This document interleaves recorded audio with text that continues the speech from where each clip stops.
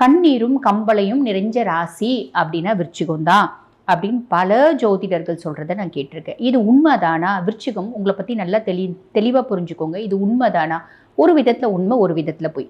எந்த விதத்தில் உண்மை? இதெல்லாம் உங்கள் லைஃப்பில் வரும் தான். அதில் எந்த விதமான மாற்று கருத்தும் கிடையாது. நோய் இல்லாத விருச்சிகம் கிடையாது, ஏமாற்றம் இல்லாத விருச்சிகம் கிடையாது, துரோகத்தை சந்திக்காத விருச்சிகம் கிடையாது. எல்லாமே உண்மைதான். ஆனால் இது அத்தனையும் பார்த்தீங்கன்னா விருச்சிக ராசி பெண்களே உங்களுக்கு தேவை அப்படின்னு தான் நான் சொல்வேன். எதனால் சொல்வேன்? எப்பயுமே பாருங்க, வைரம் கூட தீட்ட தீட்ட தீட்ட தான் வைரம். அந்த மாதிரி நீங்கள் எந்த அளவுக்கு கஷ்டப்படுறீங்களோ அந்த அளவுக்கு வைரமாக ஜொலிப்பீங்க. கோஹினூர் வைரம் மாதிரி ஜொலிப்பீங்க அப்படின்றது தான் உண்மை. அப்போ கஷ்டம் நல்லது, வரவேற்கிறோம். துக்கம் நல்லது, வரவேற்கிறோம். ஏமாற்றங்கள் அடடா ரொம்ப நல்லது, வரவேற்கிறோம்.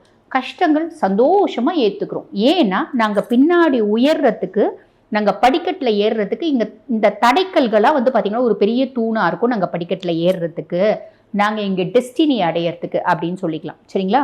இப்போ உதாரணத்துக்கு சொல்லணும் அப்படின்னா, ஒரு அம்பு இருக்குது, ஒரு வில் இருக்குது.